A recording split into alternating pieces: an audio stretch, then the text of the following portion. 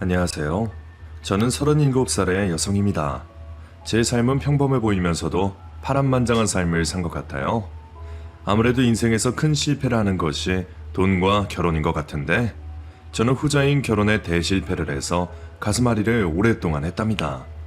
그래도 하늘이 무너져도 솟아날 구멍이 있다는 말처럼 제 인생은 작년부터 훨훨 날아다니듯 편안하고 아늑하네요.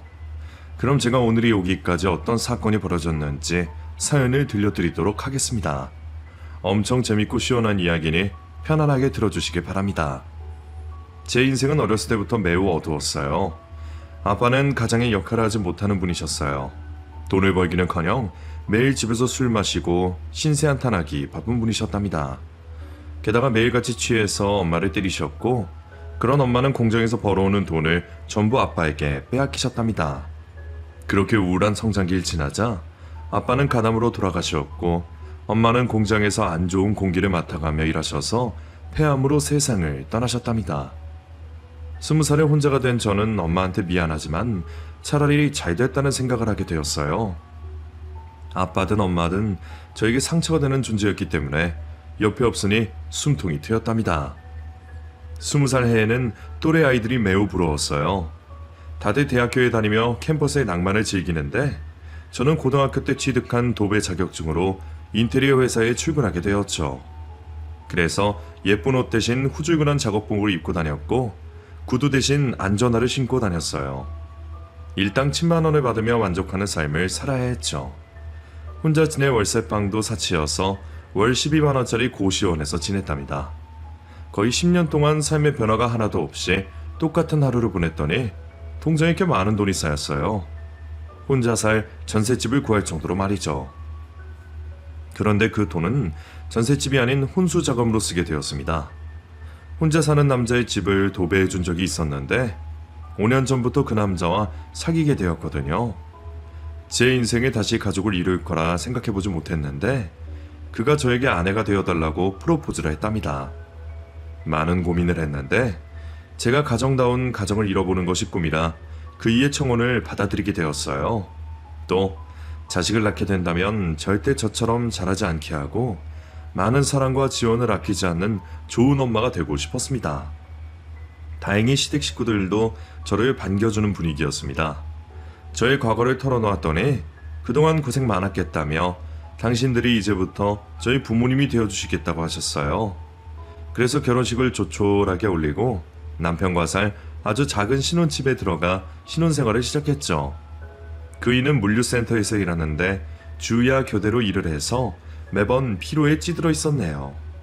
출퇴근 시간이 자주 엇갈리기도 해서 신혼다운 신혼을 거의 보내지 못하는 게 일상이었습니다. 여보, 물류센터 그만두고 다른 일 찾아보면 안 될까? 그게 무슨 말이야? 내 학력이 여기보다 좋은 데 들어갈 수가 있겠어? 월급도 다른 데보다 많이 받고 복지도 잘 돼 있잖아. 이 집 대출금 갚으려면 끝까지 버텨야 한다고. 내가 도와줄 테니까 주간에만 일하는 일을 찾아보면 좋겠어. 당신이 밤에 일하고 낮에 집에 오는 거 보기에도 안쓰럽고 같이 잠도 자지 못해서 아쉽단 말이야. 그리고 난 아기를 가지고 싶어. 당신 말고 사랑을 주고 싶은 존재가 필요하다고. 나도 그러고 싶지. 그런데 날 받아주는 곳이 있을지 모르겠네. 일단 지금 회사와 비슷한 보수를 주는 데를 찾아는 볼게. 그렇다고 너무 기대는 하지 말고. 그리고 아기는 조금 더 이따가 갖도록 하자. 형편이 나아지고 제대로 된 부모 노릇을 할 수 있을 때까지 참아줘. 그날이 멀지 않았으니까 너무 실망하지 말고. 그래, 알겠어. 대신 너무 오래 기다리게 해선 안 돼. 남편은 그날부터 여러 일자리 알아보았고 마침내 주간에만 할 수 있는 직업을 찾았답니다. 여보, 나 이직하게 생겼어. 가구 배달직인데 보수도 좋고 출퇴근 시간도 당신이랑 비슷해. 정말? 그거 잘됐다. 이제부터 우리 매일 밤 같이 보낼 수 있겠네? 그럼 이제부터는 데이트도 자주 하고 재밌게 지내자. 그렇게 저희 부부는 같은 시간대에 일을 하고 퇴근 후 집에서 시간을 보내기도 했고 극장에 가서 영화도 보고 외식도 하며 여느 부부처럼 평범한 일상을 지내기 시작했네요. 한편 시댁 식구들은 열심히 사는 저희를 보며 많은 응원을 해주셨답니다. 새애기 힘들지? 없는 사람끼리 결혼해서 먹고 살려니 많이 힘들 거다. 그래도 네가 잘만 버텨준다면 훗날 좋은 일 많을 거야. 어머님, 저 하나도 안 힘들어요. 저나 남편이나 아직 한창 일할 나이잖아요? 전 지금처럼 평생 살아도 좋으니 괜히 미안해하지 마세요. 아이고, 어쩜 이리 마음이 고울까? 네가 내 며느리라는 게 아주 자랑스럽다. 저도 어머님이 제 시어머니여서 너무너무 자랑스럽고 좋아요. 저희 부부는 변함없이 성실하게 일했고 돈을 모아 나갔습니다. 저희는 아프지 않은 것도 복이라고 생각하며 오늘을 감사하며 지냈어요. 그런데 그런 마음을 가지고 결혼 생활을 한 지 얼마 지나지 않아 저에게 큰 사고가 벌어졌답니다. 도배칼에 손등과 손가락을 심하게 베어서 응급실에 가게 되었는데 손가락 인대가 끊어졌다며 응급수술을 받게 되었어요. 인대는 접합하는 데 성공했지만 손가락 3개가 제대로 펴지지 않았답니다. 당분간 일을 쉬며 재활을 시작했지만 몇 달이 지나도 제 손가락은 마음대로 움직이기 힘들었네요. 그 상태로는 도배 일을 줄 수 없다는 반장님 말씀을 듣고 계속 일을 하지 못했답니다. 졸지에 백수가 되어 남편의 어깨에 짐을 더 크게 올려준 것 같아 정말 미안했어요. 그이는 제 목까지 벌기 위해 주말 출근까지 자청했고 야근도 마다하지 않고 일했어요. 그렇게 힘들게 일만 하다 보니 허리와 무릎에 파스가 마를 날이 없었고 일하는 중에 커피를 너무 많이 마셔서 밤에 잠을 설치기까지 했습니다. 저는 손가락이 말이 듣지 않자 도배 말고 다른 일을 찾으려는데 남편이 심하게 말렸어요. 당신 일하면 안 돼. 돈 걱정을 하지 마. 대출금도 거의 다 갚아가고 있으니까 조급하게 생각할 거 없어. 그래도 당신만 고생하니까 너무 미안해서 가만히 있을 수가 있어야지. 괜찮대도 이럴 때 남편 덕 본다고 생각하고 마음 편히 쉬어.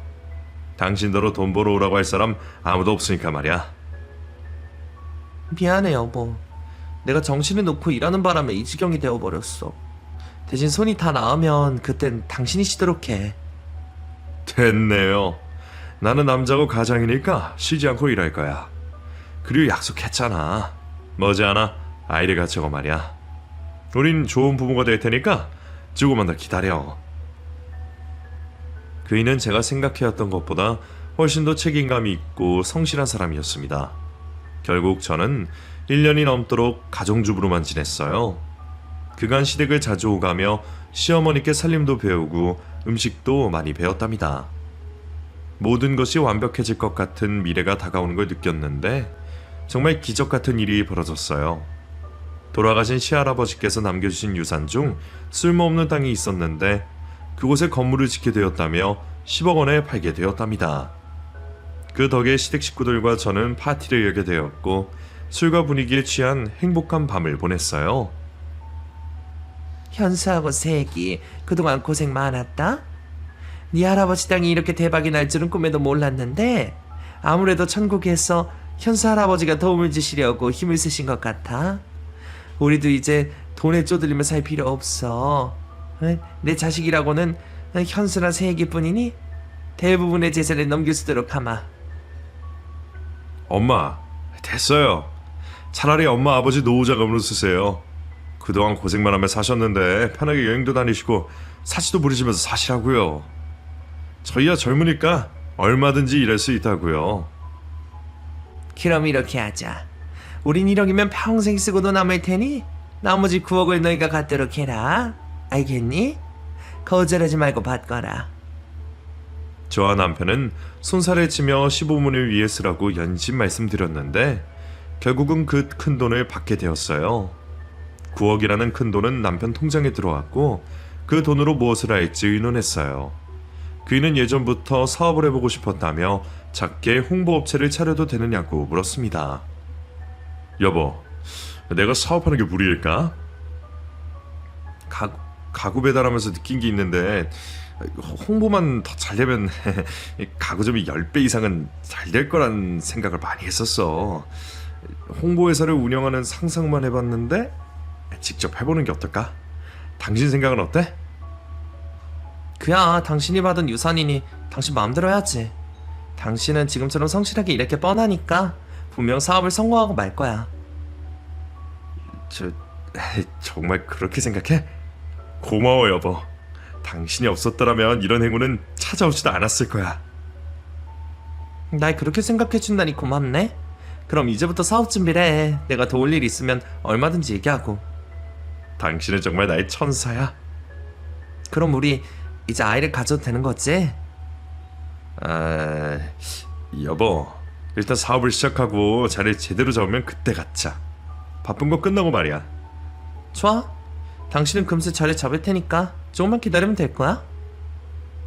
그렇게 남편과 저는 같이 사무실을 알아보러 다녔고 홍보 일에 필요한 장비와 디자이너를 고용했답니다. 전단지부터 간판과 배너, 행사 MC와 나레이터 모델까지 섭외해서 서울 경기권에서 들어오는 일을 멋지게 수행했어요. 2달 만에 매출은 1,000만 원대로 올랐고 앞으로 성공 가능성이 크게 열렸었다는 걸 피부로 느꼈죠. 한편 그 이는 저에게 일하러 나오지 말라고 했습니다. 앞으로 사모님으로만 살라며 자기가 벌어다주는 돈으로 호의호식하라고 하더군요. 연신 쉬라는 말에 남편의 의견을 존중하기로 했고 내조에만 힘쓰는 주부로 지내게 되었죠. 그렇게 손바닥 뒤집듯이 갑자기 변한 남편과 시댁 식구들은 먹는 것과 입는 것이 달라졌고 걷는 자세와 말투까지 변했습니다. 좋아 보이긴 했지만 뭔가 찝찝하기도 했어요.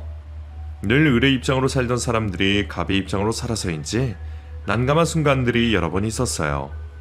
시어머니와 둘이 처음 백화점을 가게 되었는데 점원이 제품 설명을 하다 말고 다른 손님에게 가자 시어머니가 빈정이 상했는지 점원 머리에 신용카드를 던지더라고요. 야 이년아, 나랑 말하다 말고 어딜 가는 거야? 내가 구경만 하다가 갈 손님으로 보이느냐? 당장 이 가방 결제해. 그리고 나한테 사과해라. 어머님 왜 그러세요? 여기 직원이 한 명뿐이라 바쁘게 왔다 갔다 하고 있는 거잖아요. 우리 무시해서 그런 게 아니라고요. 얘가 이제 시어머니를 가르쳐 드리려고 하네? 넌 시애미가 화내내면 같은 편을 들어줘야지. 어디 거지 같은 직원을 감싸둬라. 어머님 그게 아니라 지금 상황에서 화내낼 게 아닌 것 같아서 드리는 말씀이에요. 그러자 시어머니는 화를 주체하지 못하고 혼자 백화점에서 나가셨고 제가 뒤에서 아무리 불러도 아무 대답도 하지 않고 택시를 타고 유유히 사라졌습니다. 그리고 사업하는 남편도 저에 대한 태도가 달라졌어요. 다정하고 사려 깊은 모습은 사라지고 까칠하고 쉽게 짜증을 내는 모습이었답니다. 당신, 반찬 이게 뭐야? 밖에 나가서 돈 버는 사람이 이런 풀떼기만 먹으면 힘이 나겠어? 어떻게 된 게 예나 지금이나 반찬이 왜 똑같은 거야? 내가 얼마나 버는 사람인지 몰라? 또 얼마나 많은 재산을 가지고 있는지 모르는 거냐고. 여보, 무슨 말을 그렇게 해. 당신이 요즘 고기를 너무 많이 먹어서 야채 먹을 필요가 있을 것 같아 준비한 거야.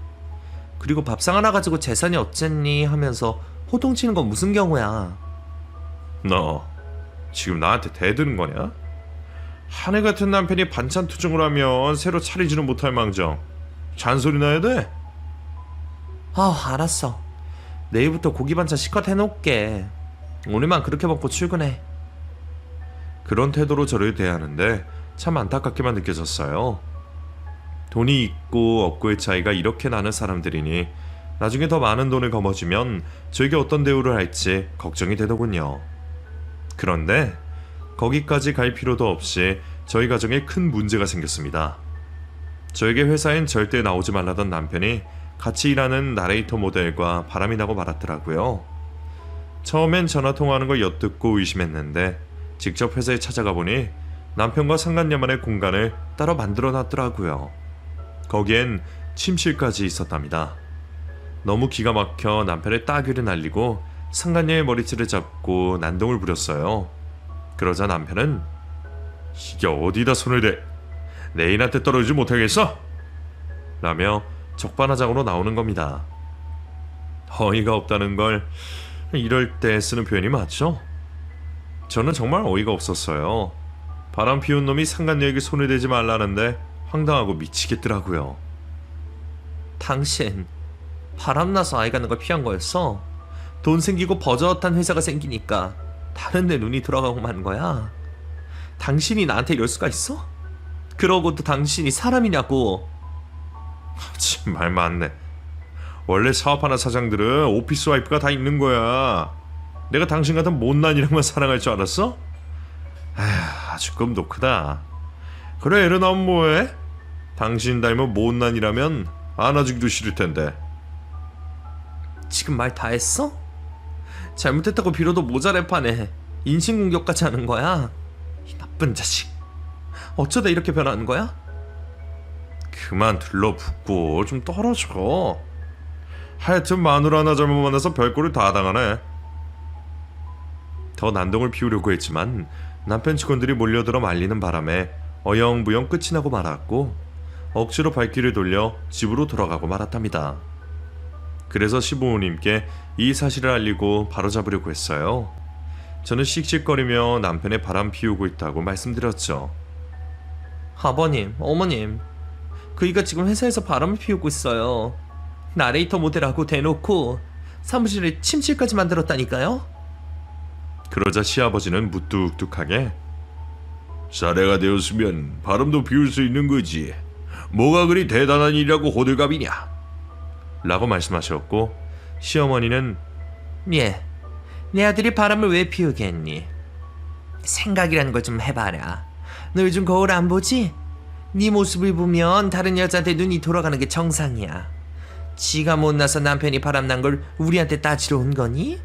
그럼 우리가 아이고 며느님 송구합니다 라고 할 줄 알았던 거야?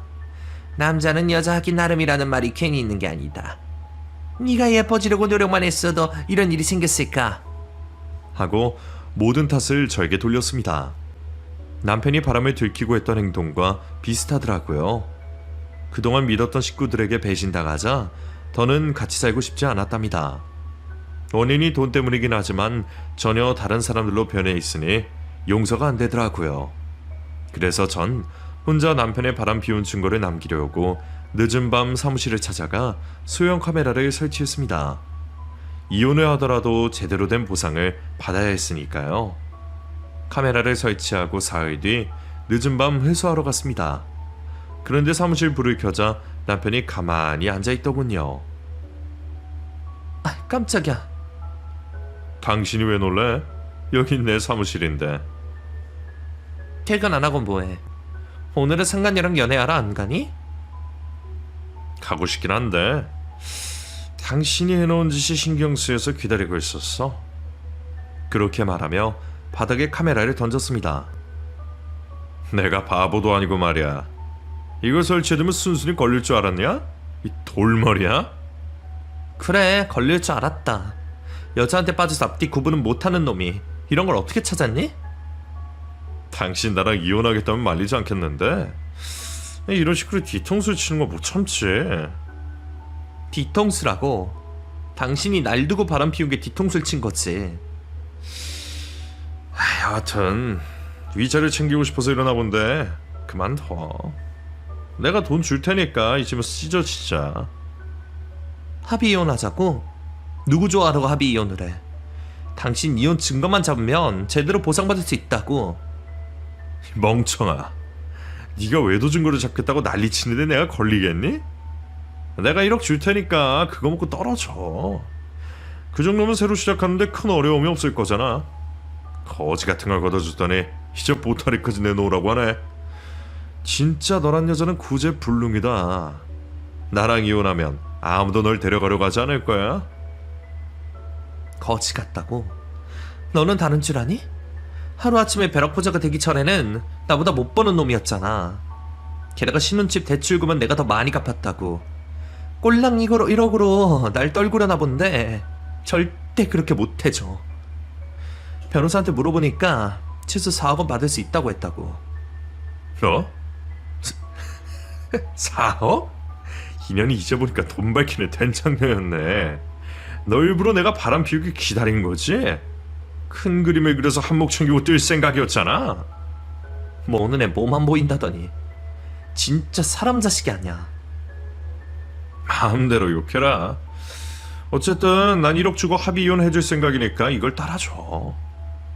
그렇게 못하겠다면 그렇다면 돈이 있는 내가 뭐라 할지는 상상도 못할걸.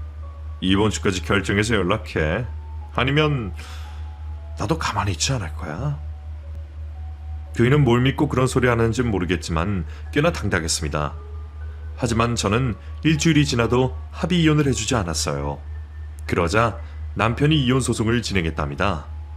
남편 외도 증거를 잡으려고 했던 제 행동이 의부증이라고 주장하며 스토커 같은 행동을 자주 한다며 결혼 생활을 힘들게 했다고 하더라고요.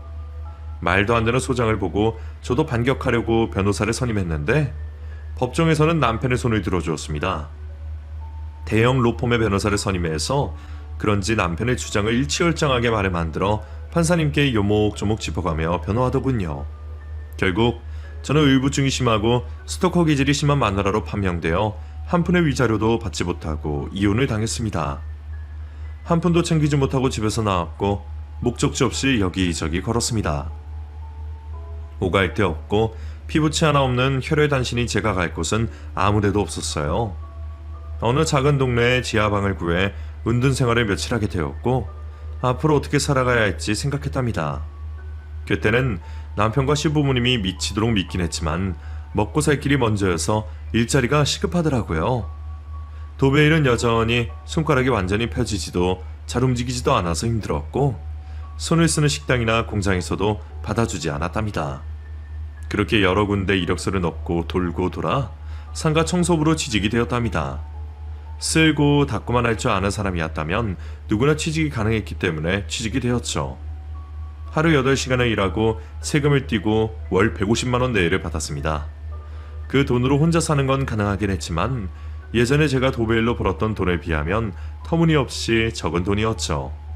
언젠가 손가락이 다 나으면 열심히 벌어서 전남형과 시부모님한테 잘 사는 모습을 보여주리라 다짐했어요. 청소일은 할만했습니다. 화장실 청소가 조금 꺼려지긴 했지만 대체적으로 큰 힘이 들지 않아 나름 만족하게 되었어요. 어느새 그 생활에 익숙하기 시작한 저는 다른 일을 찾을 생각하지 않았습니다. 성공을 해서 뭐하나 많은 돈을 벌어서 쓸 데가 있나 하고 우울한 심연에 빠지고 말았죠.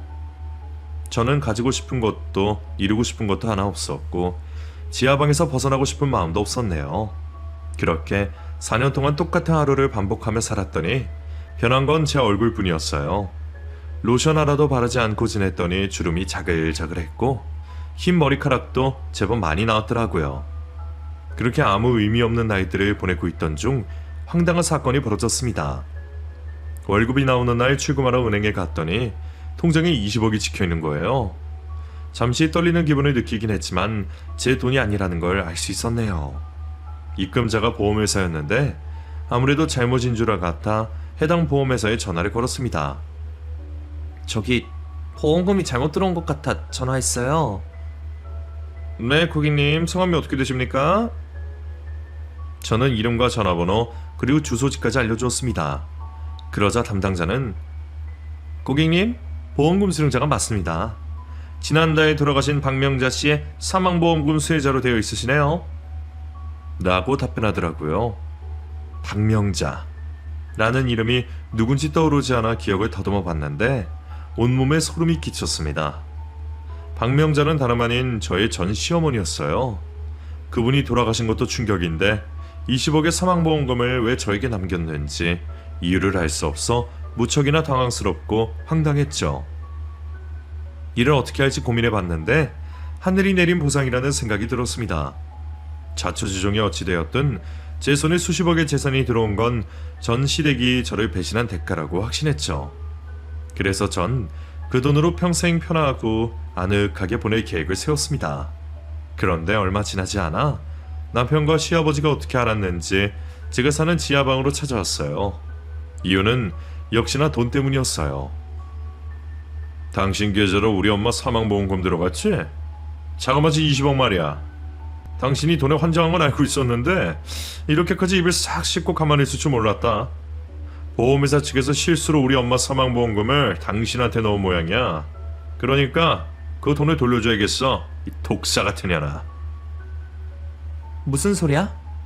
내가 보험회사에 전화했더니 당신 어머니 보험 수혜자가 똑똑히 내 이름으로 기록되어 있다고 했어. 당신 집안에 무슨 일이 있었는지 모르겠지만 그 돈은 내 돈이야. 그러니까 한 푼도 받을 생각하지 말고 꺼져.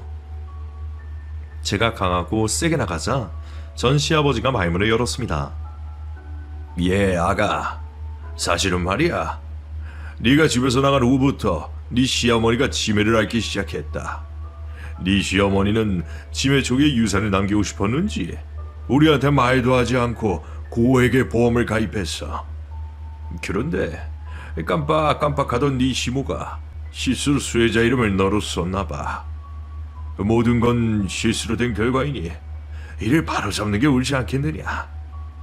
이젠 네 시어머니도 아니고 우리 두 사람의 식구잖니. 어서 보험금을 돌려주거라. 그렇게 못하겠는데요. 저 아버님 아들한테 의부증과 스토커 마누라로 낙인 찍혀서 위자료 한 푼도 받지 못하고 팽당했어요. 이 돈은 제가 받아야 할 몫이라고 생각해요. 그동안 우울하고 처절한 인생을 살고 있었는데 시어머니가 죽으면서 큰 선물을 주고 가셨네요. 삼각코인의 명복을 빕니다. 그러니 이제 그만 돌아가시죠. 제 의사를 강하게 밝히자 전남편과 시아버지가 불같이 화를 냈습니다. 저더러 사기꾼이라며 고소하기 전에 당장 그 돈을 내놓으라고 으르렁거렸죠.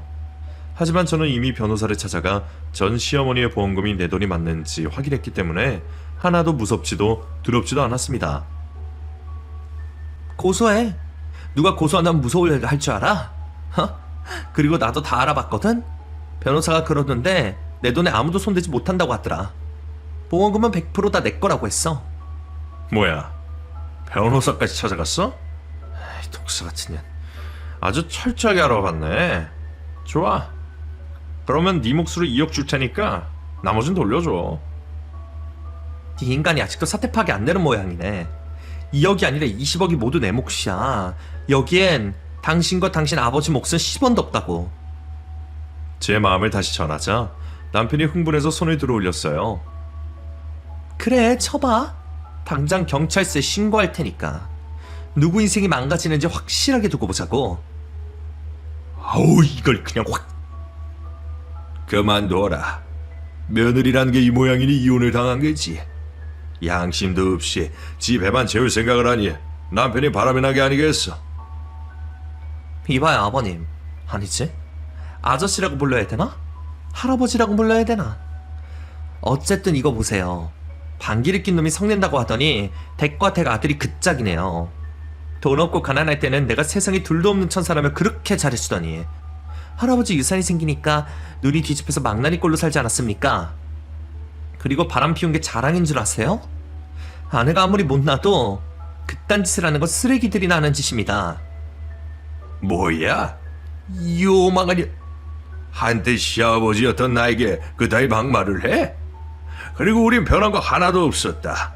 네가 못나서 바람난 건 엄연한 사실이고 말이야. 겨우 사내가 바람 한번 피웠다고 뒷조사를 해대는 이 짓이야말로 쓰레기 같은 행동이라고. 아버지, 말이 안 통하니까 그만 일어나요. 변호사 선임해서 제대로 심판하자고요.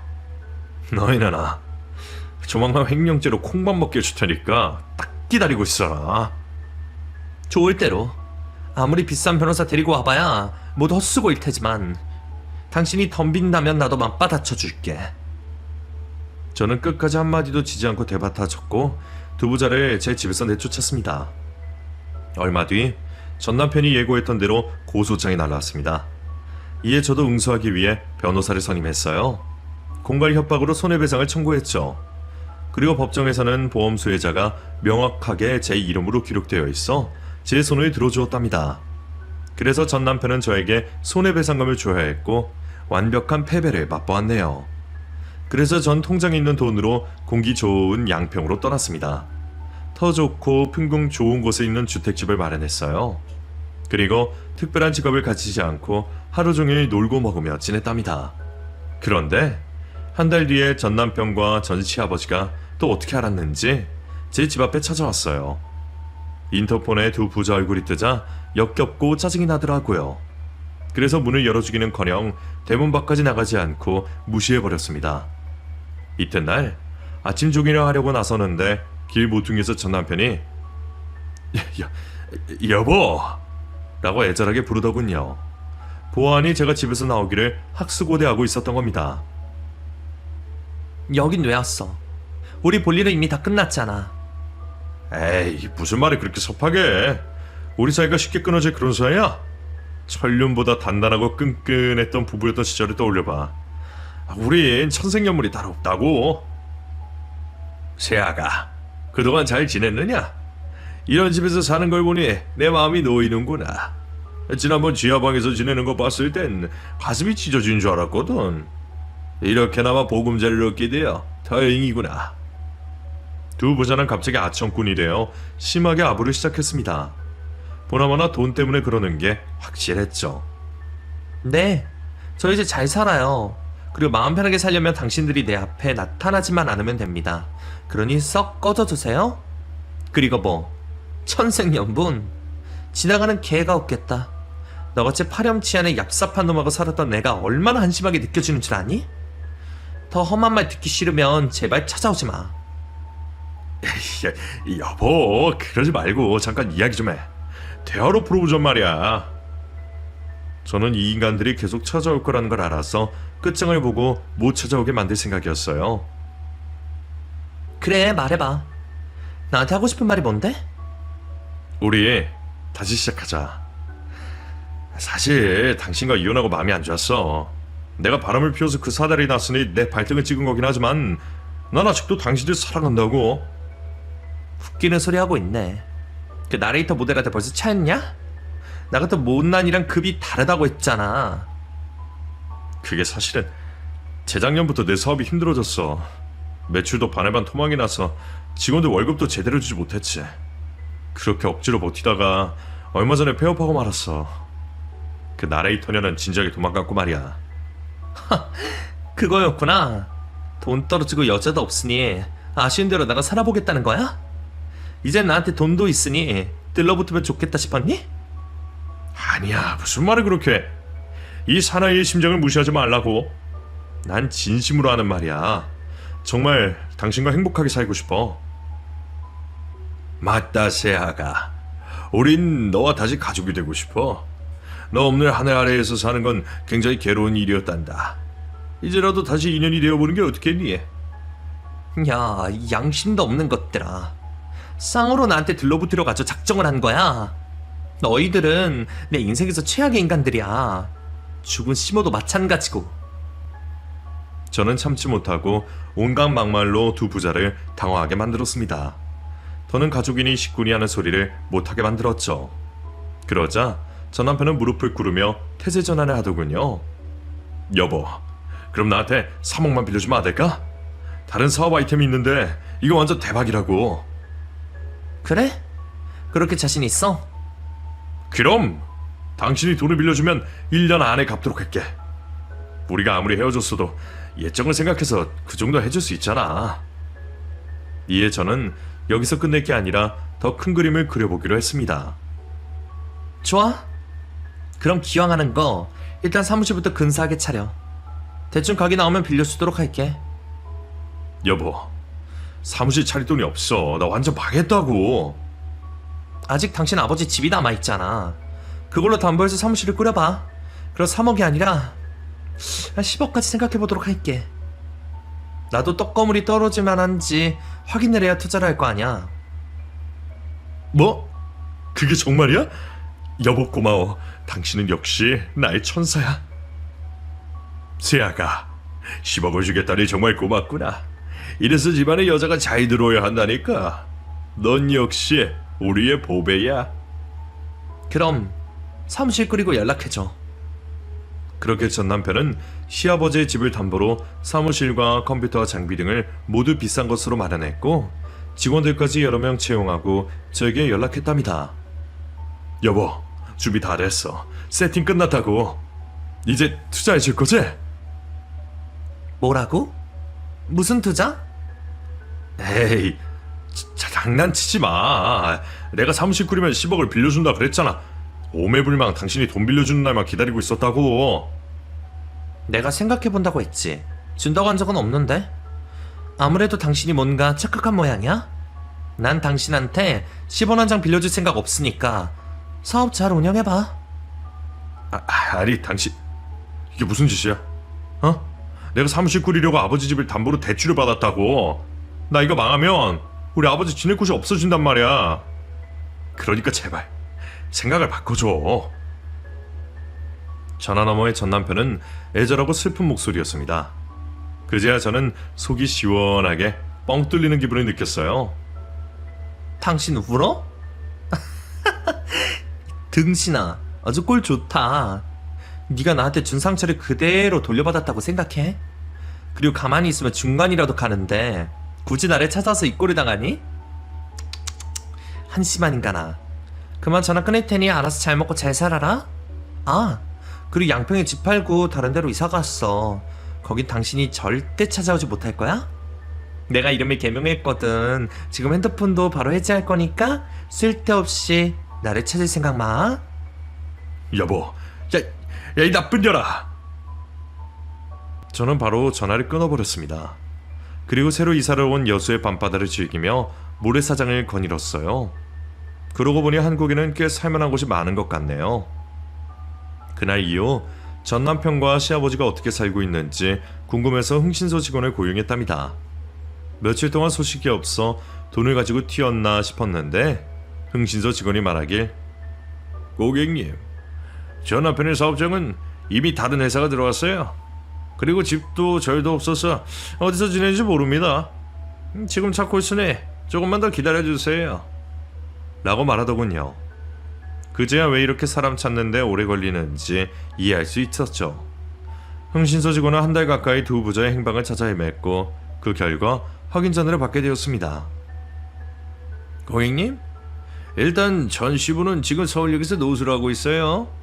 지나가는 사람들한테 구걸하고 있는 걸 어제 발견했습니다. 노숙자야? 네, 무료업체가 있어서 굶고 사는 것 같지는 않았습니다. 그리고 전 남편은 지방에 있는 한 고시원에서 찾았어요. 거긴 주소지를 등록하지 않고 지내서 늦게 찾았네요.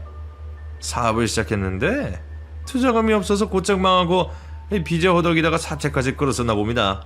그래서 지금은 신용불량자에 쫓기는 신세라 회사는커녕 알바도 하지 못하고 있어요.